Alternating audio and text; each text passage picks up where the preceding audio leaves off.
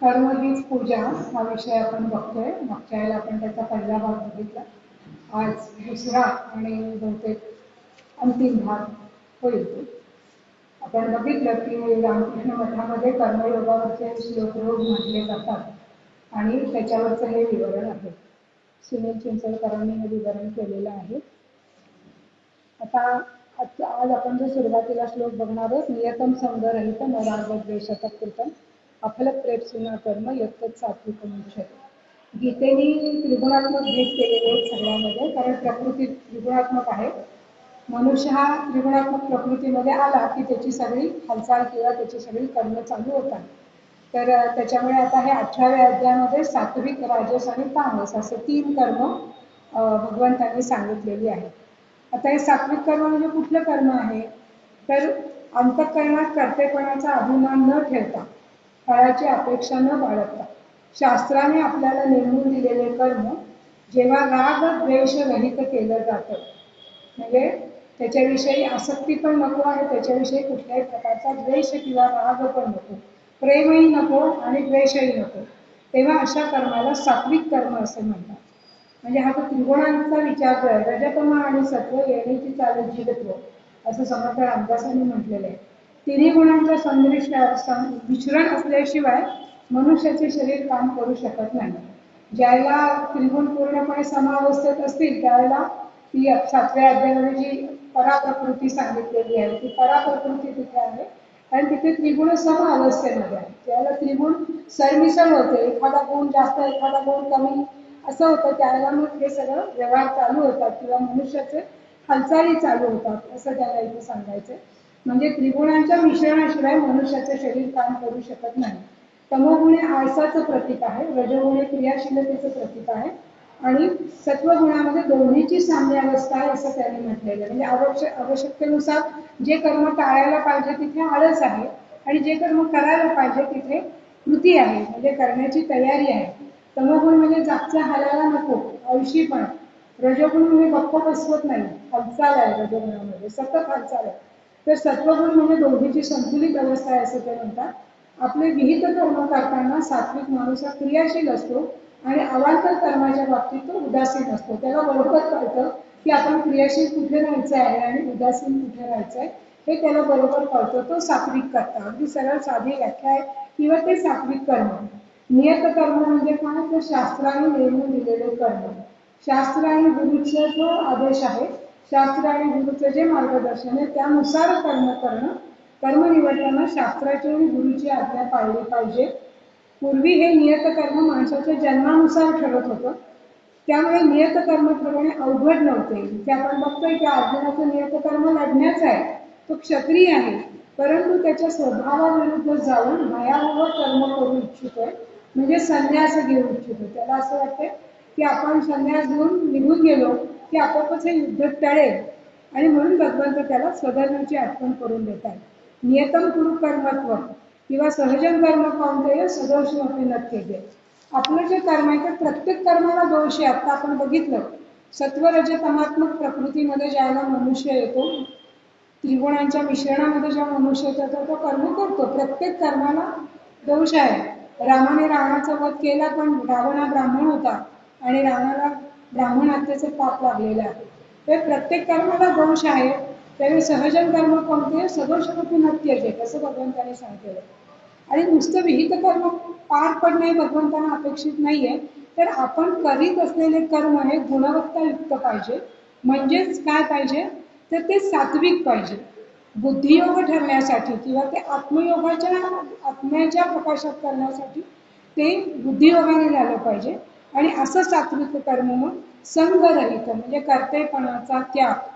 आपण साध्या साध्या गोष्टी जरी केल्या, कोणासाठी काही केलं तर आपल्या डोक्यात सतत ते घोळत राहतात की मी आमच्यासाठी आमचं केलं, तमच्यासाठी तमचं केलं.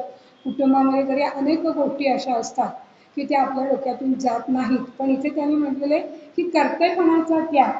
एखाद्या गरीबाला मदत केली, एखाद्या गरीब विद्यार्थ्याची फी भरली, मी ना असं केलं, लगेच मैत्रिणी जमल्या की आपण 4 मैत्रिणींमध्ये त्याचा उच्चार करतो. तर हे नको आहे. कर्तेपणाचा त्याग इथे त्यांनी सांगितलेला आहे. मी काही करत नाही, रघुनाथ स्मरून कार्य करावे, ते तात्काळची सिद्धी पावे. किंवा मागच्या वेळेला आपण जी ओवी आठवत होतो समर्थांची करता राम ऐसे असावे अभ्यंतरी, किंवा राम करता म्हणता पावसी यश कीर्ती प्रताप. हे समर्थांनी जे सांगितलेलं आहे, म्हणजे सगळं करता करवी तर तो आहे, मी केवळ निमित्त आहे. या भावावरती ज्यावेळेला मनुष्य येतो त्याला आपोआप ते सात्विक कर्म होतं. या सगळ्या गोष्टी अतिशय महत्वाच्या आहेत. आता इथे त्यांनी आणखी एक मुद्दा असा मांडलेला आहे की क्रिया आणि कर्म, क्रिया ज्या होत असतात, म्हणजे श्वासोश्वासाची क्रिया आहे, पचन क्रिया आहे, या क्रिया होत असतात. या कशा होत असतात?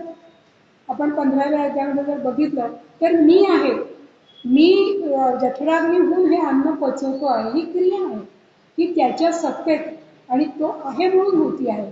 पण आपण करत असलेल्या कर्माचा आपण अभिमान बाळगायचं काहीच कारण नाही, असा एक त्याने मुद्दा इथे सांगितलेला आहे.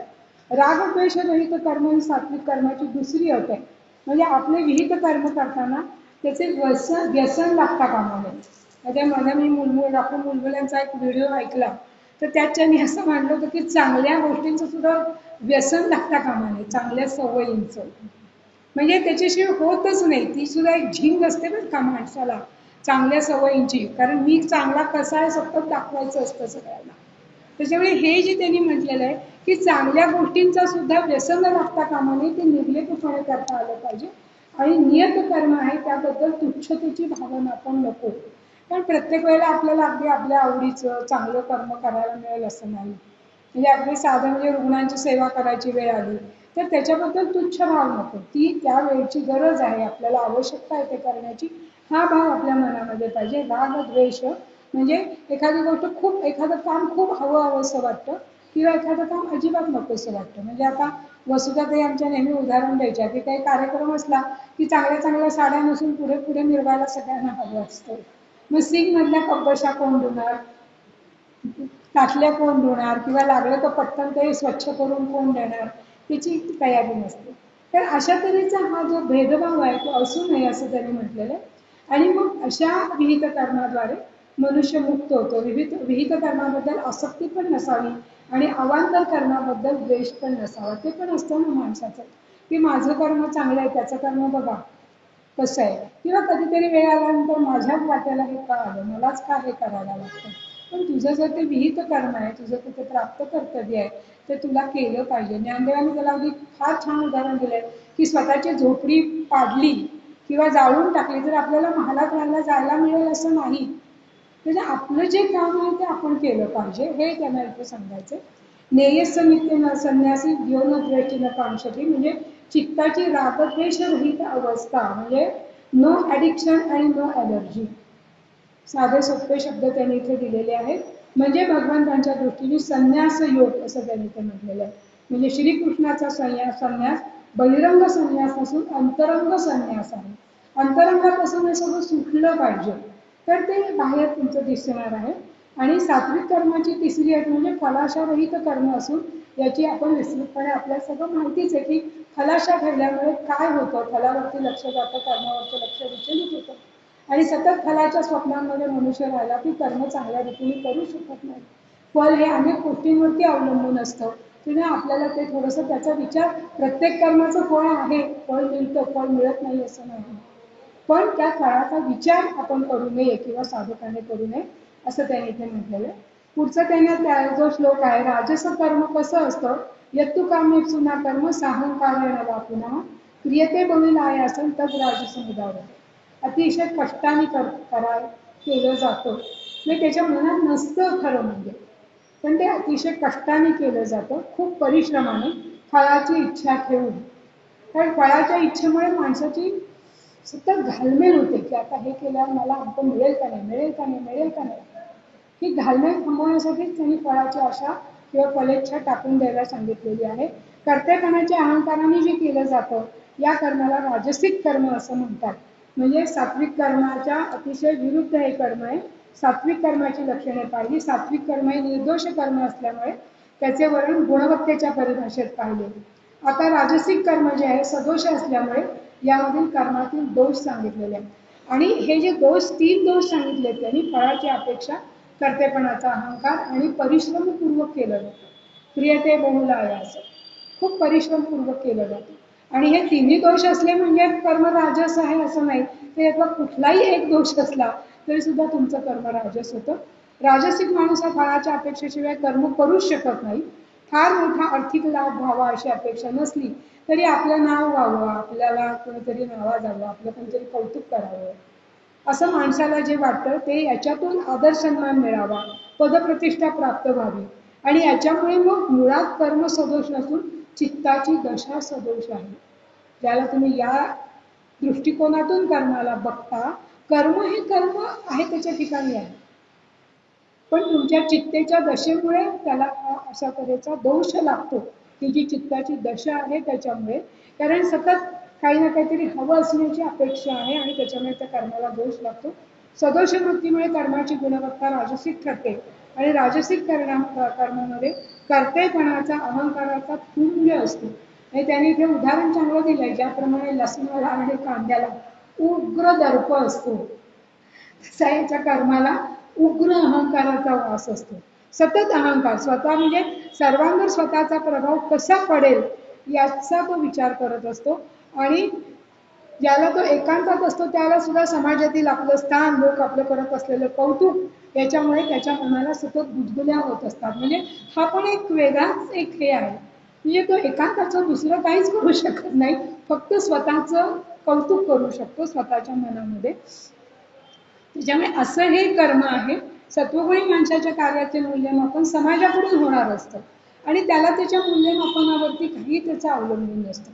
राजसिक करता असा नाहीये, त्याचं सतत मूल्यमापन समाजाकडून तो अपेक्षा करतो. सात्विक करता किंवा सात्विक कर्म असं आहे की ते भगवंताच्या ह्याच्यात केलं जातं, भगवंताला अर्पण करायचंय, भगवंताला ते माहिती आहे मी काय करतोय ते, या भावातून हे सगळं केलं जातं.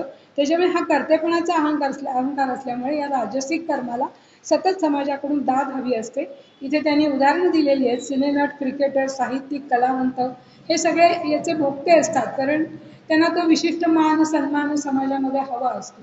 तो जो मिळाला नाही तर ते लगेच त्यांचं एक वेगळं हे प्रगट करतात आणि बघा मी आलो पण माझी कोणी नोंद पण घेतली नाही किंवा माझ्याकडे कोणी लक्ष पण दिलं नाही, अशा तऱ्हेचं त्यांच्या ठिकाणी भाव असतात. राजसिक कर्माचं तिसरे लक्षण मौलिक सांगितले आहे, ते म्हणजे परिश्रमपूर्वक.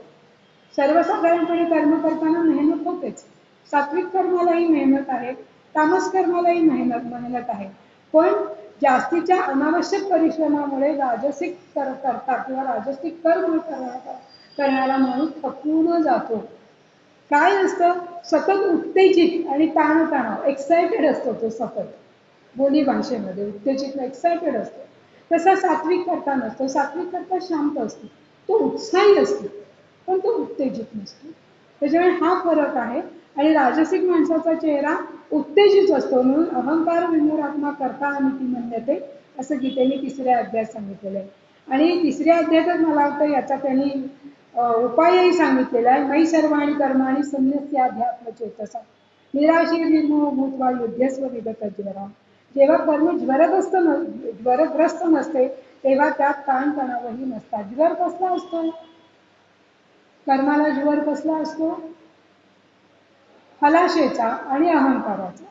हा कर्माचा ज्वर आहे. कर्माला ताप येतो, त्याच्यामुळे कर्म त्रासदायक होतं, कर्म माणसाची चिडचिड करवतो.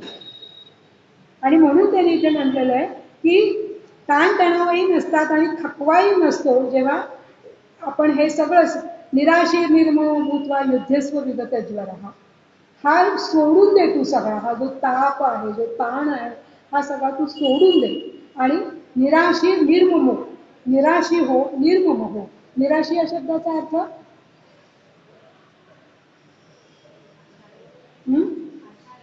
आशावी, किंवा निराशी या शब्दाचा अर्थ स्थितप्रज्ञ वृत्तीने बघणारा, तटस्थ वृत्तीने बघणारा म्हणजे निराशी. निराशी म्हणजे निराश, तोंड पाडून बसलेला, मान टाकून बसलेला नाही.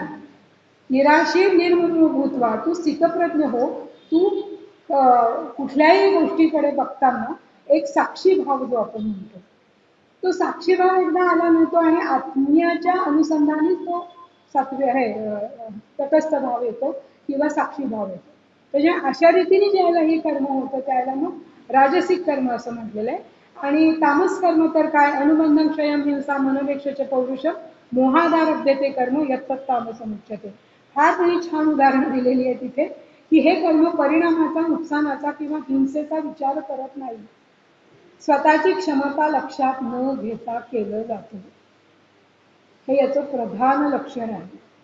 परिणामाचा विचार नसतो, नुकसान काय होईल याचा विचार नसतो, हिंसेचा विचार नसतो आणि मोहापासून याची सुरुवात होते. मोहातून यात हे कर्म केलं जातं.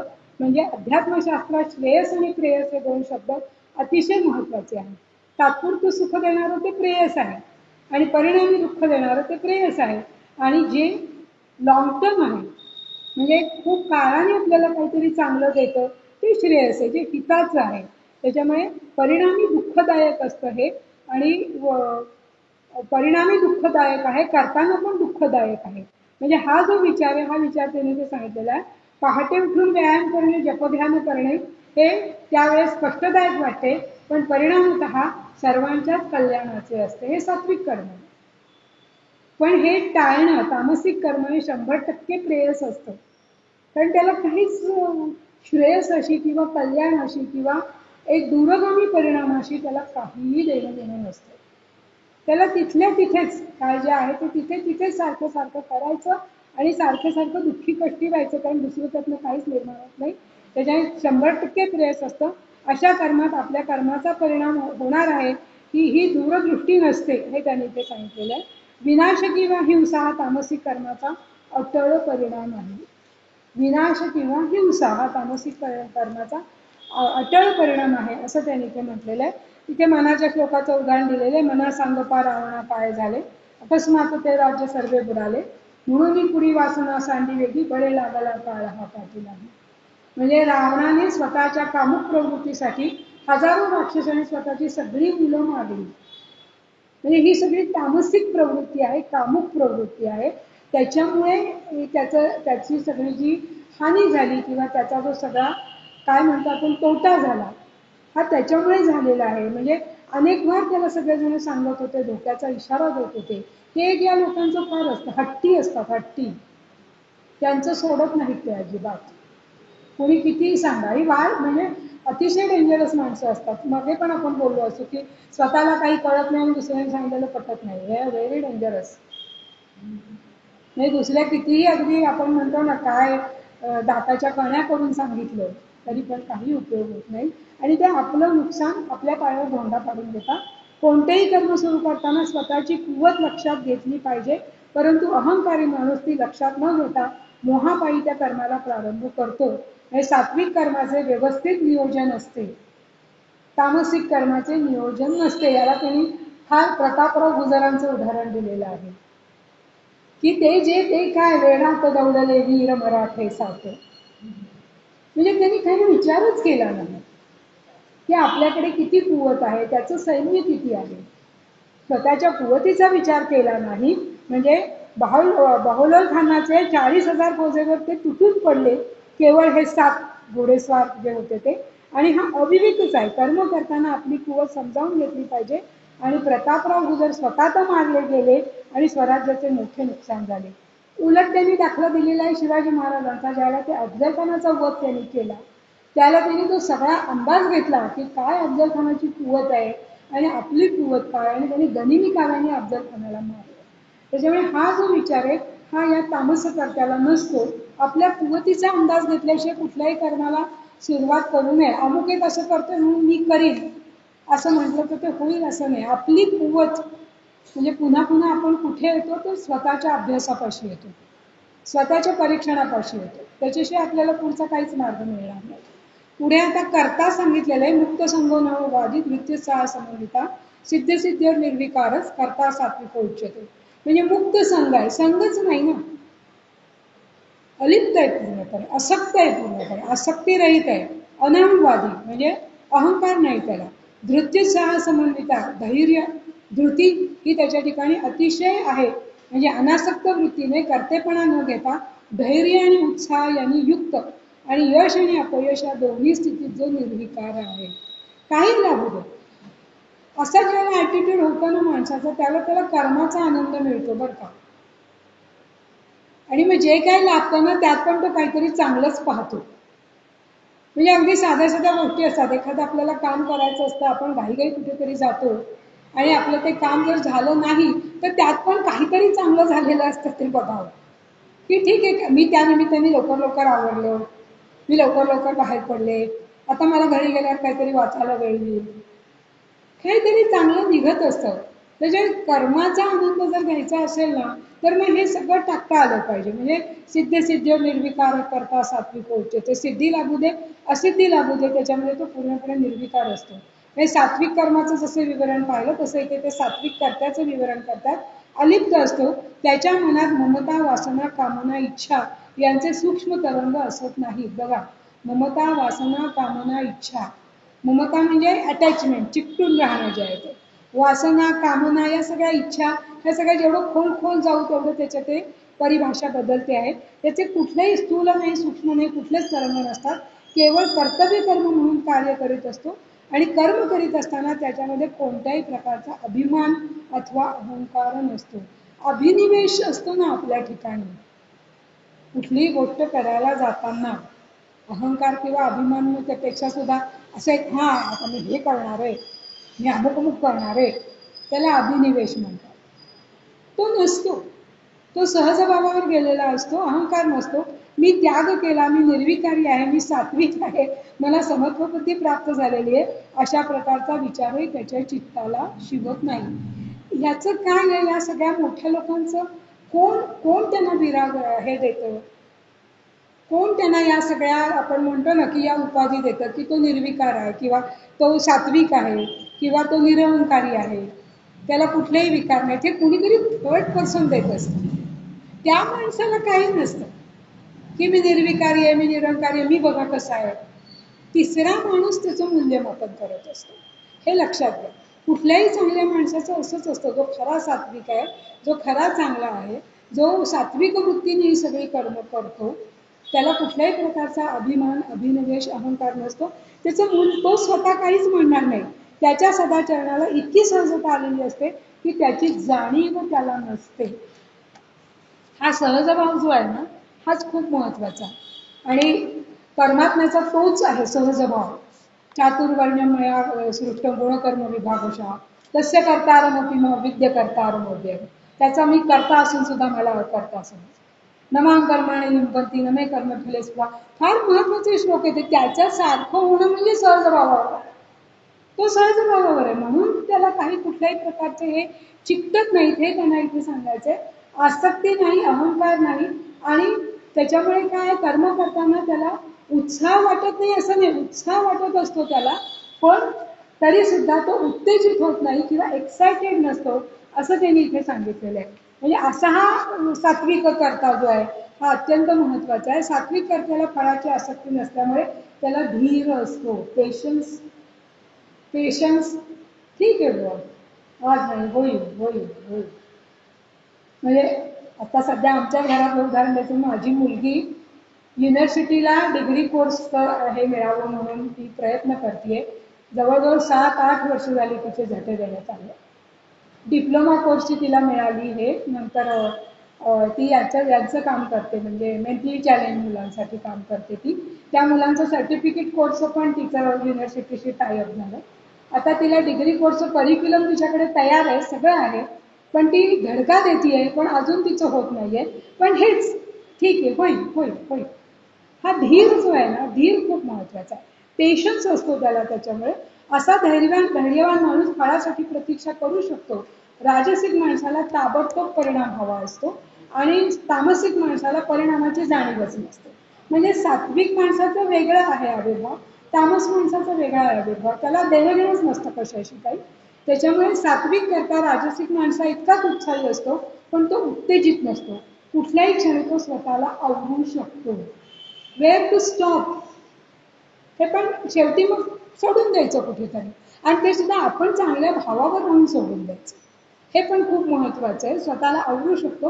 म्हणजे इथे स्वामी विवेकानंदांचं उदाहरण दिलेलं आहे की एक त्यांना तो इंग्रज एक मनुष्य म्हणतो की जग हे संत्र्यासारखं आहे आणि ते कसं खायचं, म्हणजे ते मी खाऊ शकतो वगैरे. मग विवेकानंद म्हणाले मी पण खाऊ शकतो, पण मी हळूहळू धीराने खाऊ शकतो, पेशन्सली. ते कसं खाल्लं म्हणजे ते जास्त चविष्ट होईल आणि जास्त टिकेल ते मला कळतं.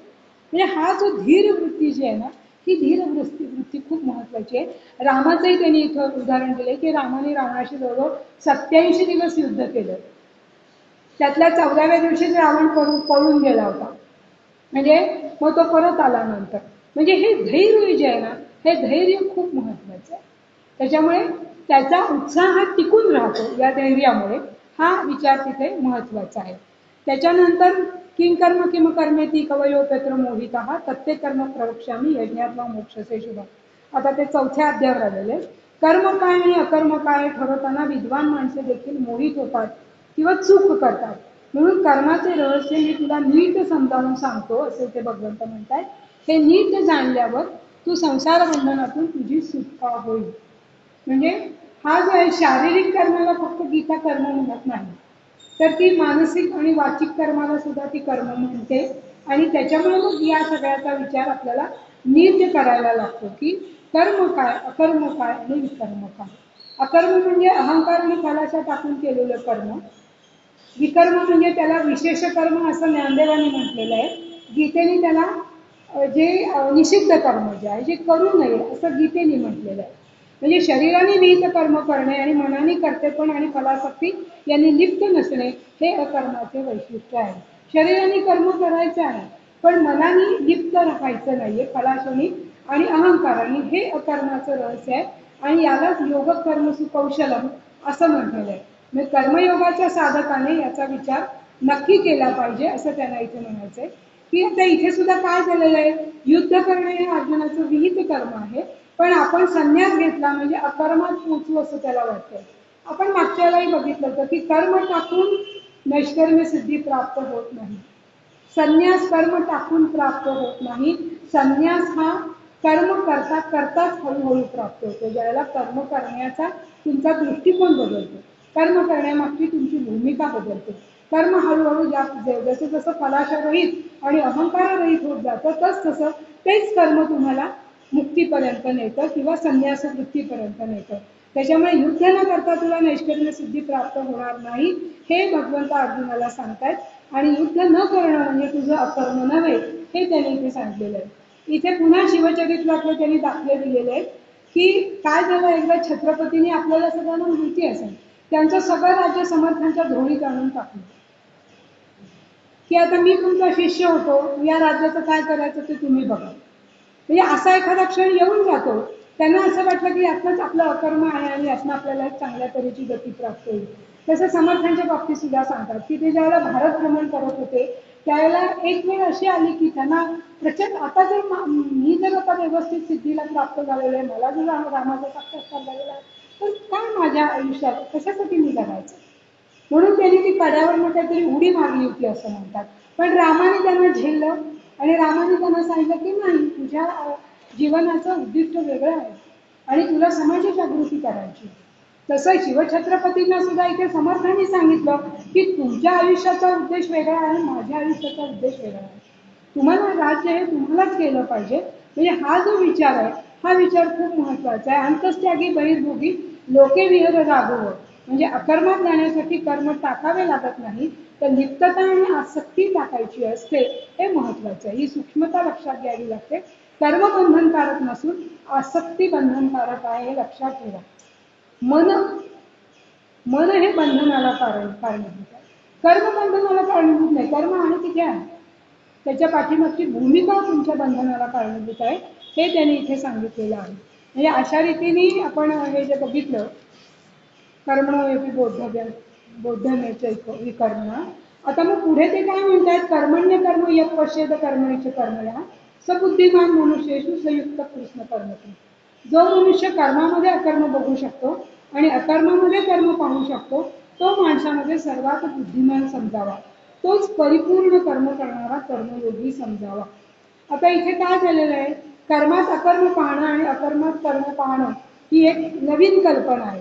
कर्मात अकर्म कुणी पाहायचं, आपल्यासारख्या साधकांनी पाहायचं की जास्तीत जास्त आपल्याला कशी कर्म करता येतील जी फलाशारहित आणि अहंकाररहित असते. हे कर्मात अकर्म पाहणं जे आहे. आणि अकर्मात कर्म कुणी पाहायचं, जे ज्ञानी झालेले आहेत, संन्यासी वृत्ती ज्यांनी प्राप्त करून घेतलेली आहे त्यांना कर्म टाकून चालत नाही, कारण आपण बघितलं की कर्म टाकून मनुष्य एक क्षणभर सुद्धा राहू शकत नाही. त्याच्यामुळे स्वतःच्या कर्माकडे तटस्थपणे पाहून साक्षी भावनेने त्यांना कर्म करावीच लागतात. म्हणजे कर्मण्य कर्म या पश्येत कर्मणीचे कर्म या, आपण कर्म किती जास्तीत जास्त अहंकार रहित होईल, फलाशा रहित होईल ते पाहिलं पाहिजे. आणि जो ज्ञानी झालेला आहे त्यांनी कर्म टाकून चालत नाही, तर त्याला कर्म हे करावंच लागतं, हा विचार त्यांनी इथे सांगितलेला आहे. त्यक्त्वा कर्म फलासंग नित्य तृप्तो निराशया कर्मण्यपि प्रवृत्ती नैव किंचित करोति सः. आता इथे परत काय झालेलं आहे, निराश्रय झालेला आहे पूर्णपणे. भौतिक विषयाचा आश्रय न घेता नित्यतृप्त असलेला योगी कर्मफल आणि कर्तेपणा यांचा त्याग करून जेव्हा मनापासून कर्म करतो तेव्हा तो कर्म करीत असून सुद्धा काहीही करत नाही. म्हणजे पूर्ण नित्यतृप्त आहे. मुख्य भौतिक विषयाचा आश्रय सोडणे अवघड आहे ना हे फार. भौतिक विषयाचा आश्रय म्हणजे जो आपण पदोपदी घेतो तो आपलं घर आहे, आपलं कुटुंब आहे, आपले आप्त आहेत, आपली माणसं आहेत, कितीतरी आश्रय आपल्याला असं तर कितीतरी जण आहेत आपल्याला. पण ज्याला वेळा येतात त्याला कोण येतं का, येतं का, येतच असं नाही. फार थोडी लोक येतात, येत नाहीत असंही नाही, फार थोडी लोक येतात. त्या भौतिक विषयाचा आश्रय न देता नित्य तृप्त असलेला, आता बघा किती अवघड आहे. नित्य तृप्त आहे म्हणजे त्याची तृप्ती भौतिक विषयांवरती अवलंबून नाही, त्याची तृप्ती अंतर्गत आहे. झरे तृप्तीचे झरे ज्ञानदेवानी म्हटल्याप्रमाणे आतून वाहत आहेत. अंतर्गत तृप्ती आहे त्याची पूर्णपणे. कर्मफल आणि कर्तेपणाचा त्याग करतो तो पूर्णपणे, आणि हा त्याग करून सुद्धा तो मनापासून कर्म करतो. खूप सगळ्या गोष्टी त्याने अवघड सांगितलेल्या आहे त्याच्यात. कारण काय होतं माहितीये का, की अहंकार आणि फलाशा गेली ना की थोडीशी ती कर्माबद्दलची उत्सुकता कमी होते माणसाची, होते ना. टाकण टाकल्यासारखं होत नाही ना, मनापासून कर्म करायचं, हे पण खूप महत्वाचं. म्हणजे हा जो विचार आहे ना की तो उत्साह कर्मामागचा तसाच व्हायला पाहिजे. पण फलाशय आणि फलासक्ती आणि अहंकार हा पूर्णपणे सुटला पाहिजे. म्हणजे परमात्म्याच्या प्रेरणेने परमात्म्याच्या शक्तीने कर्म घडत असतात, अशा बोधात कर्म केले पाहिजे. म्हणजे मग कर्माचा अभिमानही राहत नाही आणि कर्माचं फलाशाही राहत नाही. त्याच्या सत्तेमध्ये मी हे सगळं करतो. म्हणजे समर्थांची चुकते सामर्थ्य आहे चळवळीचे, जो जे करील तयाचे, परंतु तेथे भगवंताचे अधिष्ठान पाहिजे. हे अधिष्ठान ठेवणं सोपं नाही आहे. भगवंताचं अधिष्ठान म्हणजे तुम्हाला क्षणोक्षणी त्याचं स्मरण पाहिजे. नाहीतर आहे देव आहेत घरात, केली आहे त्यांची पूजा सकाळी, म्हणजे अधिष्ठान नाही. हे सामर्थ्य आहे चळवळीचे, जो जे करील तयाचे, परंतु तेथे भगवंताचे अधिष्ठान पाहिजे. अधिष्ठान ठाम पाहिजे, स्थिर पाहिजे. आहे की तुके देवाचे ऐसे वर्तने निश्चयाचे, मूळ कुठे उद्वेगाचे येणे किती, ते इथे सांगितलं. सगळं त्याचं आहे, माझं काय. मग अशा रीतीने याला आपण विचार करतो तर मूळ कुठे उद्वेग, कशामुळे उद्वेग येतो, माझं माझं म्हणतो म्हणून उद्वेग येतो. माझं माझं माझं किती करतो आपण, माझं माझं माझं म्हणून उद्वेग येतो. म्हणजे हे जे आहे ना, हे त्यांनी इथे सांगितलेलं आहे की सकाम करणारा माणूस सतत दुसऱ्याचा आश्रय घेतो, त्याचे सुख दुःख दुसऱ्याच्या व्यक्तीच्या वागण्यावर अवलंबून असतं. दुसऱ्याच्या, तेच आपण वरती बोललो. सात्विक जो आहे त्याचं कशावरतीच अवलंबून, त्याचं स्वतःवर अवलंबून असतं. स्वतःची उन्नती, स्वतःचा दृष्टिकोन विकसित होतोय का नाही, स्वतः मी बदलतोय का नाही, त्याच्यावरती त्याचं सुख दुःख अवलंबून असतं. हे त्यांनी इथे सांगितलेलं आहे. निराशिरत चित्तात्मा त्यक्त सर्व परिग्रह शारीरन केवलन कर्म पूर्वनात्मती किल्बिषम. ज्याने अंतःकरणावर विजय मिळवलेला आहे, सगळ्या भोगप्रधान वस्तूंचा त्याने त्याग केलेला आहे. अपरिग्रह म्हणजे काय, संग्रह न करण्याची वृत्ती. परिग्रह खूप आहे ना माणसाला, संग्रह खूप आहे, खोल्या भरलेल्या आहेत सामानाने, ते नको टाकायला, ते नको टाकायला. म्हणजे आम्ही ज्ञानेश्वरीच्या वर्गाला तो तेव्हा त्या बाई एक उदाहरण द्यायचा आमच्या, की बुहारणीचा आवाज ऐकला दुपारी की मग आता उद्या आली की तिला साड्या देऊ का, मग ही देऊ ती देऊ ती देऊ. मग रात्रीपर्यंत विचार म्हणजे दुसऱ्या दिवसात नको, एक पण घ्यायला नको. हा अपरिग्रह. हा परिग्रह म्हणजे अपरिग्रही वृत्ती पूर्णपणे धारण करणारा, ज्याने अंतःकरणावर विजय मिळवलेला आहे, सगळ्या भोगप्रधान वस्तूंचा त्याग केला आहे, ज्याच्या मनात कशाची आशा शिल्लक नाही, आशा रहित झालेला आहे, असा मनुष्य देहधारणेपुरता कर्म करीत असतो. त्यामुळे त्याला पाप लागत नाही. आणि देहधारणेपुरतं कर्म करताना सुद्धा त्याच्या मनामध्ये कुठल्याही प्रकारची हे मला मिळेल का नाही, ते मला मिळेल का नाही. देहधारणा म्हणजे हे जे आपण रोजची जी नित्यनैमित्तिक कर्म जी आहे ती सुद्धा होणार आहेत, भगवंताच्या इच्छेने, भगवंताच्या आशीर्वादाने ती होणार आहेत असा ठाम विश्वास त्याच्या ठिकाणी असतो. म्हणजे कर्मयोगी साधकाचा त्याग जास्त व्यापक आहे. असा मनुष्य शरीर यात्रा चालावी म्हणून कर्म करीत असतो. त्याच्या कर्मात आळस किंवा प्रमाद या गोष्टी दिसत नाहीत. प्रमाद या शब्दाचा अर्थ काय माहितीये कोणाला?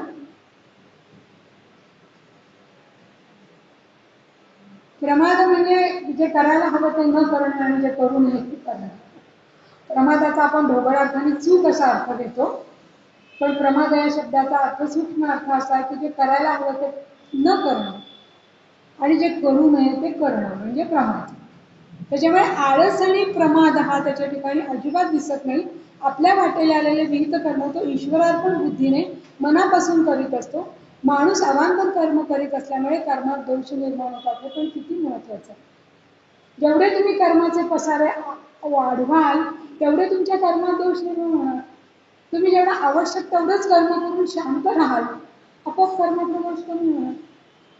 सहज आहे ना, अगदी सरळ आहे. म्हणजे अवांतर कर्म करीत असल्यामुळे कर्मात दोष निर्माण होतात, त्याचे पाप त्याला लागते. म्हणून खरा कर्मयोगी शरीर यात्रा चालवण्यासाठीच फक्त कर्म करतो. आवश्यक तेवढं विहित कर्म करतो, ते निष्काम भावनेने करतो आणि मग आपोआपच त्याच्या हातून समाजसेवा घडते. आपण आपलीच कर्म खूप वाढवली की आपण कधी समाजाचं ऋण फेडणार, कधी फेडणार, आपल्याला वेळच मिळणार नाही. त्याच्यामुळे हे त्यांनी इथे सांगितलेलं आहे. आणि आपोआपच समाजसेवा घडते. अनेकदा माणसे आपले विहित कर्म पाट्या टाकल्याप्रमाणे कसे तरी करतात. हे पण गीतेला किंवा कुठल्याही आध्यात्मिक ग्रंथाला आवडत नाही. आपलं कर्म आपण खूप मनापासून छान वृत्तीने करायला पाहिजे, आनंदाने करायला पाहिजे. विनोबांनी असं म्हटलंय की कर्मात जो आनंद आहे तो प्राप्तीत नाही. पण कर्मच माणूस करत असतो. प्राप्ती किती काळ असते? थोडा वेळ असते. थोडा वेळ त्याचा सगळा एक आपण उत्साह किंवा उत्सव साजरा करतो की हा आमच्याला अमकंप मिळालं, तमक्याला तमकं मिळालं, पुढे पुन्हा कर्मच आहे. हे कर्माचा आनंद जो आहे तो फार महत्वाचा आहे. आणि मग विहित कर्म पाट्या टाकल्याप्रमाणे कसं तरी उरकतात, मग प्रसिद्धीच्या आशेने मोठमोठी सामाजिक कार्य करतात. हे पण चुकीचं आहे. याला आपण काय म्हणतो की घरचं सोडून लष्करच्या भाकरी भाजणे. घर आधी नीट चालवलं पाहिजे ना. म्हणजे वसुधाताई आणि पुष्पाताई सांगायच्या आम्हाला की घरचं टाकून इथे काही करायचं नाही. हे खूप महत्वाचं आहे. त्याच्यामुळे हा जो विषय हा त्याने इथे सांगितलेला आहे. अपरिग्रहाचं आपण बघितलंच मगाशी की आपल्याला किती लागतं असं बघायला गेलं तर. पण जसं आपण कर्माचा व्याप वाढवतो ना विनाकारण, तसं आपण संग्रह पण विनाकारण वाढवतो आणि मग त्याच्यामध्ये आपण गुंतत जातो. यदृच्छा लाभ संतुष्ट द्वंद्वातीतो विमत्सरा समसिद्धाव सिद्धमच्या कृत्वापीने निबद्धते. जसं आपण मगाशी म्हटलं, जे लाभेल ते, जे प्राप्त होईल त्यात जो संतुष्ट असतो, ज्याच्या मनातील स्वारी द्वंद्वे संपलेली असतात, ज्याला कोणाविषयी मत्सर नसतो, यश आणि अपयश या दोन्हीकडे तो समबुद्धीने बघतो, अशा माणसाला त्याने केलेली कर्मे कधी बंधनकारक होत नाही. म्हणजे जे प्राप्त होईल त्यात संतुष्ट राहणं हे पण खूप महत्वाचं आहे. नाहीतर मग मला हे हवं होतं पण ते मिळालं नाही, असं सतत माणूस त्या याच्यामध्ये राहतो. तर तसं नसावं. म्हणजे इथे त्यांनी भरताचं उदाहरण दिलेलं आहे की भरत ज्याला त्याच्या आजोळून इकडे आला अयोध्येला, तर त्यांनी वसिष्ठांना विचारलं की रामचंद्र वनवासात जाणार होते तेव्हा त्यांचा चेहरा कसा होता. तर वसिष्ठांनी सांगितलं की ज्याला त्यांना सांगितलं होतं की आता तुम्हाला राज्याभिषेक होणार आहे तेव्हा जसा होता तसा होता. म्हणजे ही समबुद्धी, हा समविचार, जे काही लाभेल त्याच्यामध्ये संतुष्ट असेल, हे जे आहे ना हे राजी असेल, जे लाभेल त्याच्यामध्ये राजी असेल, हा एक महत्वाचा विषय इथे सांगितलेला आहे. विवेकानंदांच्या बाबतीत त्यांना त्या धर्म परिषदेमध्ये ज्यावेळेला पहिल्यांदी इन्क्लूड करून घेतलं नाही, त्यांना बराच त्रास झाला, त्यांना खायला मिळालं नाही, जेवायला मिळालं नाही आणि पहिल्यांदा त्यांना रिजेक्ट केलं होतं. त्याला त्यांनी सांगितलं की बरं झालं माझ्यावरती एवढं भाषण कसं करायची जबाबदारी होती, त्यातनं मी सुटतो. म्हणजे जे घडेल त्याच्यामधून ठीक आहे, ओके ओके असेल, ओपन टू ऑल ऑप्शन्स, सर्व पर्यायांना खुलं असणं ही माणसाच्या जीवनातली अतिशय चांगली स्थिती. काही प्राप्त होऊ दे. तसं या तिघांचं पण उदाहरण देतात ना, तुकोबा, एकनाथ आणि नरसिंह मेहता, की तुकोबांना खूप कजाक बायको मिळाली, बरं झालं देवा कजाक बायको दिलीस, माझं इकडे साधना चांगली झाली. एकनाथांना खूप त्यांना जोड चांगली देणारी बायको मिळाली, बरं झालं देवा मला चांगली बायको दिलीस म्हणून माझी प्रगती चांगली झाली. आणि नरसिंह मेहतांची बायको लवकर गेली, बरं झालं तू उचललीस, म्हणजे होईल. म्हणजे मला अनिल अवचटांच्या फॅमिलीमध्ये मी असं ऐकलं होतं की त्यांच्याकडे अशी पद्धतच होती, काही घडलं तरी तरी बरं, तरी बरं असं म्हणायचं. म्हणजे इव्हन त्या आता मला लक्षात येणं, त्या मॅडमना ज्याला कॅन्सर झाला त्याला त्या म्हणाल्या की तरी बरं झालं कॅन्सर झाला ते, म्हणजे मला सगळी आवरावर करायला आणि सगळं पुढचं योजना करायला वेळ तरी मिळाला. हार्ट अटॅकपेक्षा कॅन्सर झाला. यदृच्छाला अवसंतुष्टोद्वम वाटतो. हा जो आहे ना, हा विचार खूप महत्वाचा आहे की सगळ्यामध्ये राजी असणं जे आहे ना, हे खूप महत्वाचं आहे. त्याच्या हा एक इथे सांगितलेला आहे त्यांनी श्लोक. आता आपण शेवटचं बघूया जरा.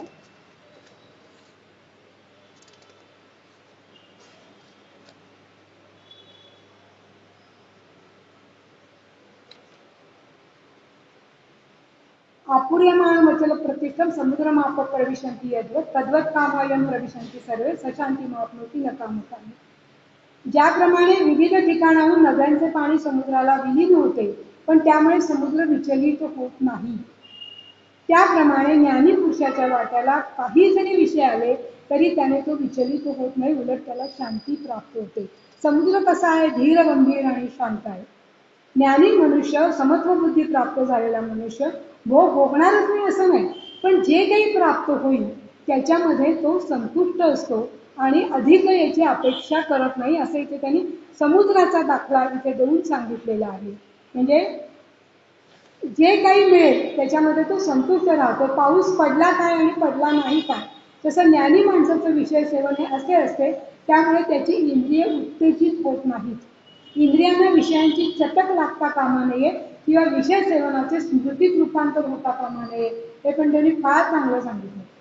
आपण असं आठवत राहतो ना सतत, वाईट असलं तरी चांगलं असलं तरी, म्हणजे विषय सेवनाची चटक लागणं आणि परत ते भोग घेतलेले ते सतत स्मृतीत आठवणं, हे तो अजिबात करत नाही. म्हणजे हे विषय सेवनाचं कौशल्य आहे. आणि विषय सेवन करताना देह तादात्म्य नसेल तर मन आत्मानुसंधानात असेल तर विषय सेवन परिघावर घडतं. फार छान सांगितलं त्याने. आत्मा हा केंद्रीभूत आहे ना, त्याला साक्षी ठेवून जर तुम्ही हे केलं तर ते परिघावर राहतं, कारण त्याला आत्मानुसंधान असतं.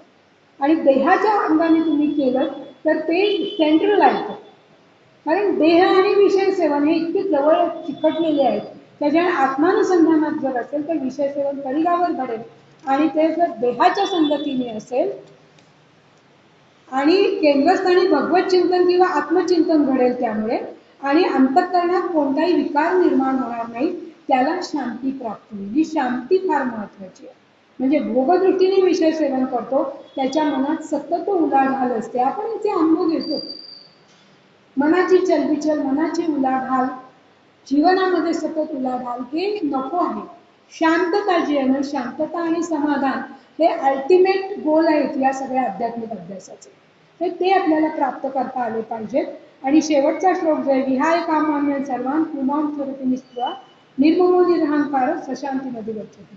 शांती इथे त्यांनी वर्णन केलेली आहे की जो मनुष्य सर्व इच्छांचा त्याग करून निर्मम निरहंकार आणि निष्पृह वृत्तीने कर्म करतो त्याला परमशांती प्राप्त होते. अर्जुनाने ब्रह्मस्थिती प्राप्त करून घेतली आणि नंतर युद्ध केलं तर ते लढण्यासारखे होईल. युद्धातून पळून जाणे हा भ्याडपणा ठरेल. ब्रह्मस्थिती प्राप्त करून घेणं म्हणजे अंतस्थिती स्थिर करणं, घट्ट करणं. जे आपण आता बोललो की आत्म्यानुसंधानात कर्म केलं की ते परिघावर होतं, त्याचं ती चिकटायला येत नाही आपल्याला. कुठे.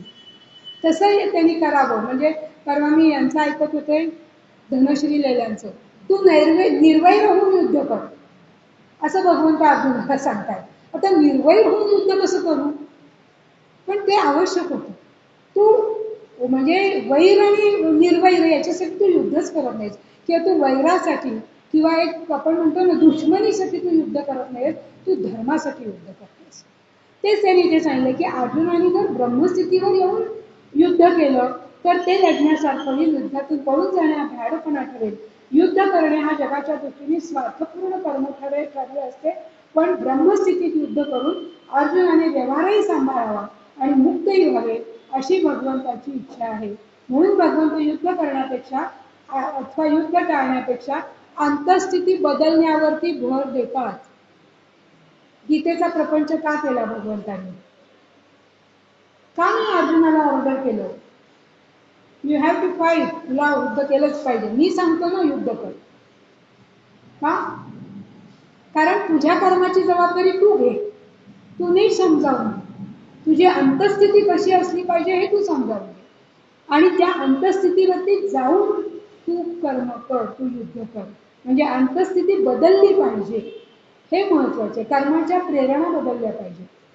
तुला हे समजलं पाहिजे पूर्णपणे की तू युद्ध धर्मासाठी करतोयस, तू युद्ध वैर आणि निर्वैर किंवा दुश्मनी किंवा ते आपले कोणतरी शत्रू आहेत त्यांना ठार मारायचं म्हणून तू युद्ध करत नाहीस.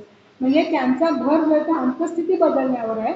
अर्जुन जर मुक्त झाला तर त्याची सारी दुःखे नाहीशी होतील आणि त्याची सारी कर्मे ब्रह्मस्थितीत घडल्यामुळे बंधनकारक ठरणार नाहीत, असं भगवंतांचं म्हणणं आहे. आता इथे त्यांनी शेवटी फार छान सांगितलंय, जो ज्ञानी आहे त्याला सगळ्या वस्तूंची नश्वरता माहित असते, जो भक्त आहे त्याला सगळ्या वस्तू भगवंताच्या आहेत माहित असते, त्याच्यामुळे त्यांना कुठले प्रश्नच पडत नाही. त्यामुळे वस्तूबद्दलच्या ममत्वातून दोघांची सुटका होते. निस्पृह शब्दाचा इथे अभिप्रेत अर्थ जीवनावश्यक गरजांचाही त्याग करणे. स्थितप्रज्ञ मनुष्य देहधारणेसाठी ज्या किमान गरजा आहेत त्याची देखील स्पृहा बाळगीत नाही. म्हणजे आपण जे मगाशी म्हटलं की देहधारणेसाठी मला हे आवश्यक आहे, ते मला कसं मिळेल, आता मिळेल का नाही, आज मिळालं उद्या मिळेल का नाही, अशा तऱ्हेचे विचाराचे तरंग त्याच्या ठिकाणी नसतात, कारण तो निरहंकारी असतो. शास्त्रात मी देह आहे या बोधाला अहंकार म्हणतात आणि मी ब्रह्म आहे या बोधाला ज्ञानी मनुष्य सतत असतो. त्यामुळे देह टिकावा यासाठी तो काहीही धडपड करत नाही, हे त्यांनी इथे सांगितलेलं आहे.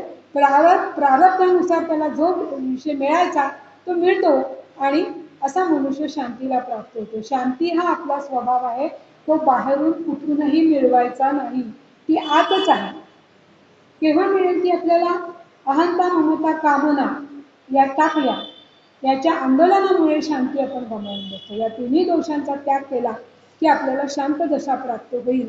आणि म्हणून मी शेवटी समर्थांच्या उक्तीचाच त्याने आधार घेतलेला आहे. देवाच्या इच्छेने वर्तावे, देव करील ते मानावे, मग सहजची स्वभावे कृपाळू देव. देवाला तुम्ही ज्याला मानायला बघता ना, त्याला ज्याला तुमच्या आयुष्यामध्ये एक महत्वाचं स्थान देता. आपल्या आयुष्यात असतं का देवाला महत्वाचं स्थान? असतं, पण कसं असतं, वेळ आली की चालतं, जरा आज नाही केलं तरी चालेल, आमचं नाही झालं तरी चालेल, असं असतं. ते विसरतो आपण करायला. तर तसं देवाला जेव्हा आपण देवाच्या इच्छेने वर्तावे, देव करील ते मानावे, देवाला ज्याला 9व्या अध्यायात श्लोक आहे ना, मया भिक्षेन प्रकृती सूयते सचराचर, हेतुनानेन कौंतेय जगद्विवरी करतात. मया भिक्षेन प्रकृती, अध्यक्ष मी, अध्यक्ष चेअरमन मी महत्वाचा आहे. तसं इथे आपण जर केलं तर तो आपोआप कृपाळू होतो. आणि ज्या मुक्तीचा मगाशी आपण आधार घेतला आहे की तुझे देवाचे ऐसे वर्तने निश्चयाचे, मूळ तुटे उद्वेगाचे येणारी. म्हणजे भक्ताची शांती, त्याचे मन भगवंतात विलीन झाल्यामुळे निर्माण होते ही शांती. ज्ञानाची शांती, त्याचे मन ब्रह्मात विलीन झाल्यामुळे निर्माण होते. दोन्ही ठिकाणी मन विसर्जित होणं फार महत्वाचं आहे. मन विसर्जित करायचं म्हणजे काय करायचं? बोला बोला, काही हरकत नाही बोलायला. अमन म्हणजेच काय करायचं नाही. हा, विचार तुमचे जेवढे कमी होतील ना तेवढे तुम्ही शांत होणार. हिंदीमध्ये शांतीला अमन म्हणतात. म्हणजे मन, संकल्प, विकल्प, विचार हे जेवढे तुमचे शांत होतील ना, ते नाहीसे होतील ऑन द कॉन्ट्री. कारण मन हा जो आहे ना, तो विचारांचा ग्रुप आहे की विचारांचा पुंज आहे तो. म्हणजे ज्याला तुमचे हे विचार सगळे थांबतात ना किंवा पूर्ण नाहीसे होतात, त्याला मन नाहीसच होतं ना, मन विसर्जित होतं. मन बुद्धीत, बुद्धी आत्म्यात. मागच्या वेळेला आपण पाहिलं होतं बुद्धी हा पूल आहे. त्याच्यामुळे हा जो विचार आहे हा त्यांनी इथे सांगितलेला आहे, दोन्ही ठिकाणी मन विसर्जित होतं. जोपर्यंत मन आहे तोपर्यंत अशांती आहे. हिंदीमध्ये शांतीला अमन म्हणतात. आणि त्यासाठीच कर्मयोगी कर्माद्वारे आपले मन विसर्जित करतो. हीच खरी कर्मकुशलता आहे. कर्माद्वारे मन विसर्जित करायचं म्हणजे कर्मापाठीमागचा दृष्टिकोन बदलायचा. कर्मापाठीमागची फलाशा काढून टाकायची, अहंकार काढून टाकायचा. म्हणजे मग त्याच्यामुळे जी आपल्या मनामध्ये आंदोलनं निर्माण होतात, ती आंदोलनं आपोआप शांत होतात. हा अगदी साधा सरळ म्हणजे कर्मयोगी सुद्धा कर्माद्वारे मन विसर्जित करू शकतो, ज्याला कर्मापाठीमागचा ॲटिट्यूड किंवा दृष्टिकोन आपला बदलतो. कर्म आपण कशासाठी करतो आहोत हे आपल्याला पूर्णपणे चांगल्या रीतीने कळतं या अभ्यासाच्या साहाय्याने. त्याला मग आपोआपच आपलं हे मन विसर्जित होऊ शकतं. हे त्यांनी आपल्याला दिलासा दिलेला आहे, म्हणजे कर्मयोग्यांना सुद्धा. हा दिलासा फार महत्वाचा आहे. दिलासा आपण घेऊया आता इथे आणि थांबूया. धन्यवाद.